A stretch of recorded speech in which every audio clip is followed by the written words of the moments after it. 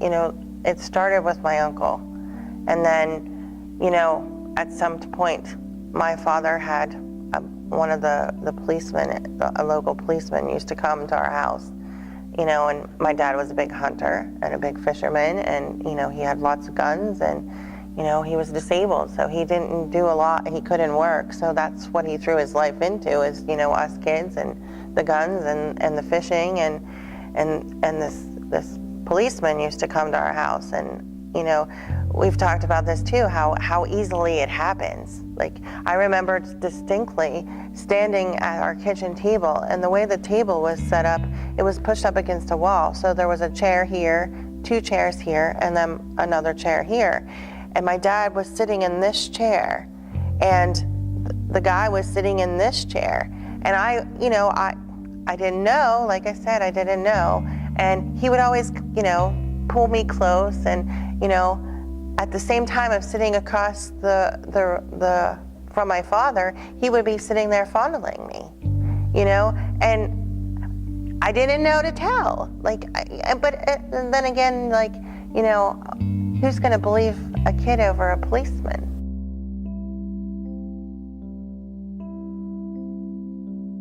Why am I touching my uncle's private area? Or, why is he having me do that? But at the same time, I didn't know that it was wrong. You know what I mean? It's hard to explain how it was, because I was so young. I mean, I just turned 45, so it's been over 40 years ago. So it was pretty much my dad, taking care of us. And we talked about this too. Like, it was almost like my uncle kind of saw the opportunity and was like, I can have alone time with his kids, and help him out so he gets a break, because he was raising 3 children by himself, and my dad was disabled, so I think he struck on the opportunity to go, I can take these kids in the woods, because he used to have a tractor, and he'd take us for rides in the woods, on the tractor, because where we lived, there was not a lot of houses around. It was basically wooded area, and he would take us on the tractor, and once he got us into the woods, that's when he would abuse us, and me. I don't know if he ever did anything to my younger brother. I never talked to him about it. I think he more targeted me, and it was more of a girl thing. I don't think he ever did anything to my younger brother. And if he did, my brother probably was too young to, maybe he doesn't even remember. But it's, it was just one of those things. Like, he would come and he'd tell my dad, I'll take him for a ride in the tractor, and he took us into the woods, and, he never, there was never any, I guess you want to say, penetration or anything like that. It was more him having me fondle him, and, that kind of a thing.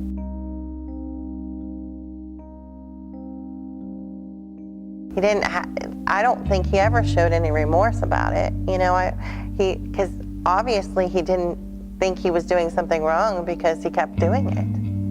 After the neighbor girl told, there was never police involved. There was never, my uncle never served a day in jail. Nobody ever told. It was like this secret. Keep it secret. Don't let anybody know that this happened. And I think I was more disappointed, because I thought at that point in time probably that, do they really believe me that this happened? Do they believe that this happened? Because they're making it seem like, after I knew what it was and it was so wrong, I was really disappointed that nobody did anything, And I think at that point in my life is probably why I've had such a horrible life after that when it comes to men. The guy who I ended up losing my virginity to was a horrible person. He took advantage of me, and I let him take advantage of me, and I regret it every single day. But that's who. It's like I had a sticker.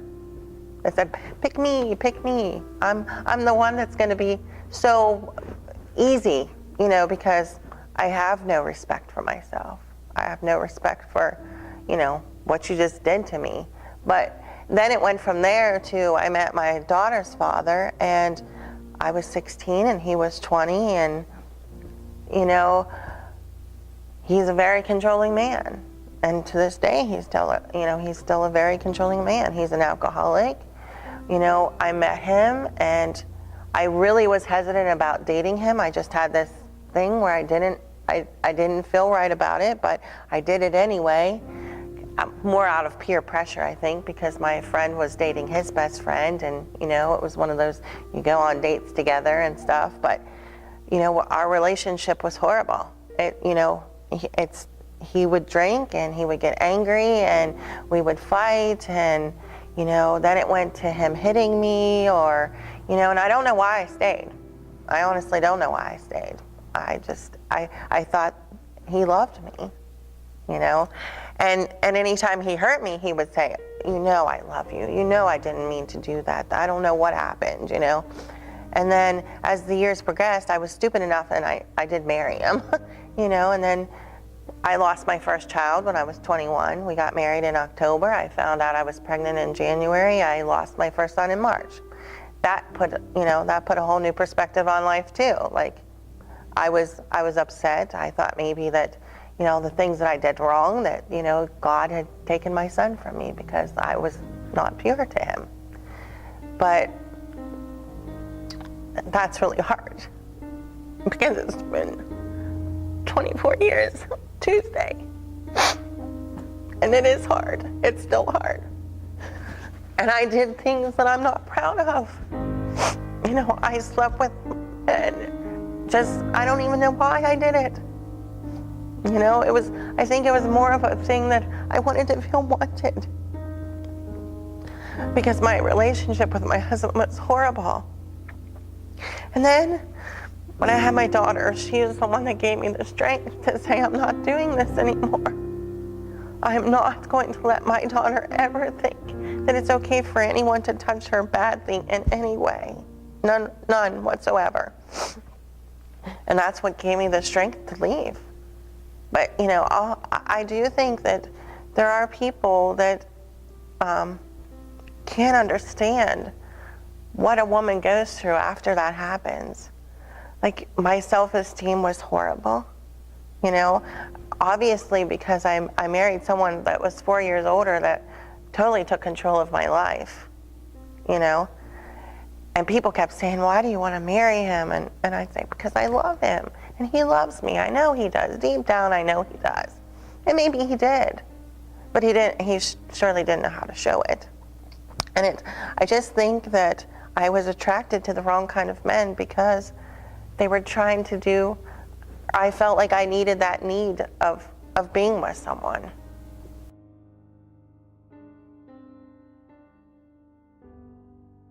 And like I said, I don't think that the whole time I was angry at God. I was more thinking that he was disappointed at me because I knew right from wrong, but I was doing it anyway.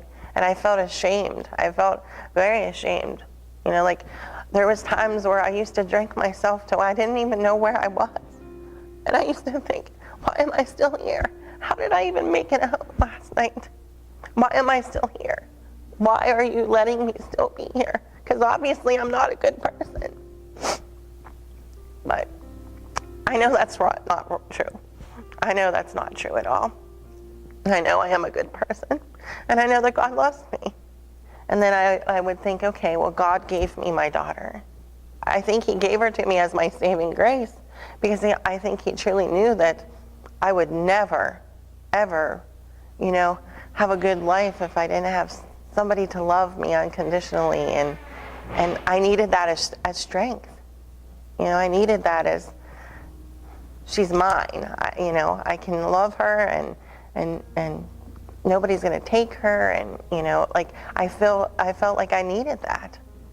Like, it took me a long time. Like, I never wanted to talk about it because I truly, genuinely love children, and I would never do anything to harm them.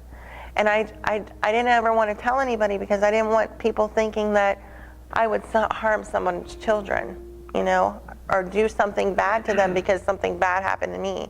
And that's not how it is for me. If something bad happened to me and I know how it feels, I would never do that.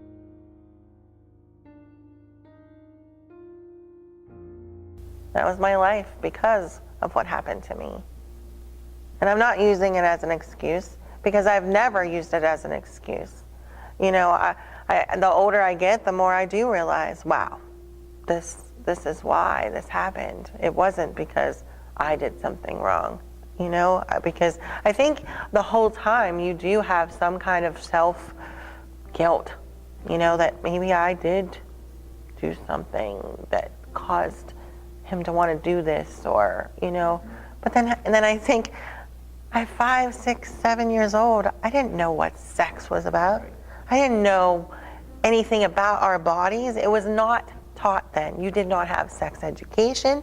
You did not have, like I said, you did not have the education on about what would happen if somebody did this to you. You know, I didn't go to school and tell anybody because there was nobody to talk about, to tell. It just wasn't talked about. You know, I grew up with a father who I know loved me with all of his heart, but he never said he loved me. You know, that's not how he was raised. But I tell my children every day I love them. A couple times a day I love them. Because I broke that chain. And I broke the chain that my daughter was not going to see me getting abused by a man. Because I did not want her to have that life.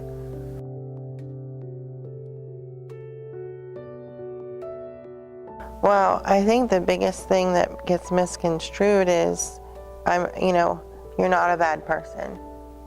And I think that if you truly believe in God and all the things that He is, that you can have hope.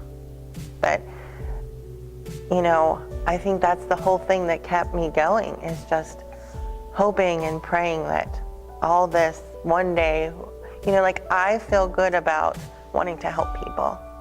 And I think anytime you help someone, you do feel good about it.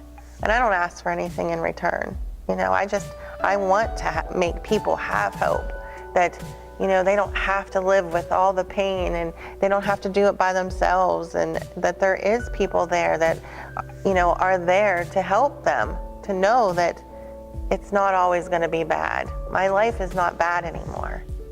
I have a wonderful husband. I have 2 beautiful children. Life is good. I come to church. I love coming to church. I love being with my people in the church because they make me feel good. And they make me know that there is a God and that there is hope for everybody. You just have to want it. You have to want it. I think not one single person is not broken. I think that every single person in this world has something that makes them broken. Whether, something small or something big, we're broken together. And I think just what you're doing, Jimmy and John, about, getting the word out, I think that's, education is a big thing. I think educating people on why people are hurting, and understanding why people are hurting. Like, you guys are easy to talk to. I think that I'm easy to talk to. I don't have a problem with somebody approaching me and saying, would you want to talk about this, or anything. Like, I think it's a big thing of, like, having everybody just understanding where people are coming from. You might be broken in a different way, and I'm broken in a way, but that doesn't mean we can't all work together to be broken together and come together and where else better but to church? Where God is, He's here. And I mean, He's everywhere, but, He's here to be here for us. And He wants to help us. He doesn't want us to be sad and lonely and depressed and, thinking bad thoughts. And, God is not a bad God. He's a good God. And He's good all the time. Whether we're struggling or if we're not struggling. He's good. I think that once you talk about it, you're definitely on your way to healing. I think the more you talk about it, the more healing you get. And that's with anybody that's willing to listen, and it can't be felt like you're burdening somebody, because it's not that you're burdening, but you need that to heal. Like I talked to you before when we started all this, and the more I talk, the more better I feel about it, because I know that it was not, I did nothing wrong. And I think a lot of people carry that guilt. I think most people that have been abused, whether it's sexually, physically, whatever way it is, the more you talk about it, the better you feel about it. Because then you realize you're not alone. There's other people that are going and they're hurting in the same way and they're doing the same things. Like, I remember distinctly, I was telling you, I was doing hair on this lady, and I could tell by the way she was acting and the way she was talking, there was something wrong. And I said to her, I said, your husband's abusing you, isn't he? And she said, how did you know? How did you know? I said, because I've been there. You need to go get help. You need to get away from him. I said, I can tell you all these things, but I said, I've lived it. I understand, and I'm telling you, there's hope for you. There is hope for you. You just need to open your mouth and tell somebody and go do something about it.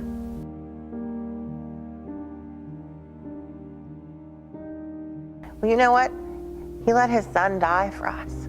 He suffered. He suffered himself. He knows what suffering is about. He gave up his only son. And if I only ever had one son, that would be a hard thing to do. I don't think I could say, if you want to save all these people, you have to die. I don't know if I could do that myself, because I'm selfish with my children. I love my children more than anything. And I don't know if I could give them up for somebody else. So he did. He understood. And he did it so that for every single one of us. Well, it's worth the risk. It's worth the risk because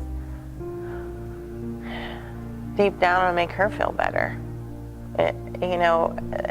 It's truly when people say it's 100 pounds off their shoulders, it will be 100 pounds off our shoulders. Living with that stuck in there, knowing that it happened, I think is probably far more worse than talking about it.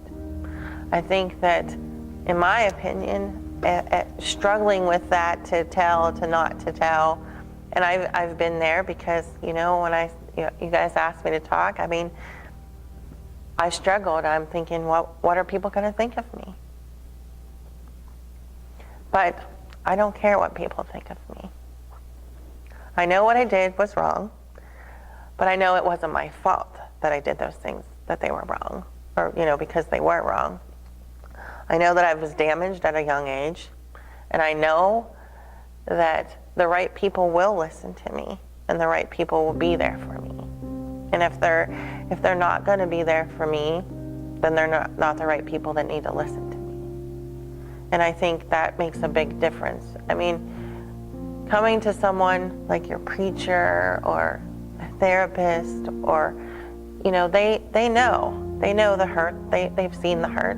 They know how to deal with it. And I think telling no matter how shameful you feel, it's the right thing to do. Whether you're 5 or whether you're 95, if you're living with that on your heart, you're never going to have peace. You're never going to have peace with knowing, because you're always going to feel guilty. You need to talk. You need to talk. You need to tell someone. They teach that now to kids. Tell someone. Tell someone. You do need to tell. That's the only way it's going to make it better. It's the only way you're going to get hope. It's the only way you're going to make it through the rest of the life.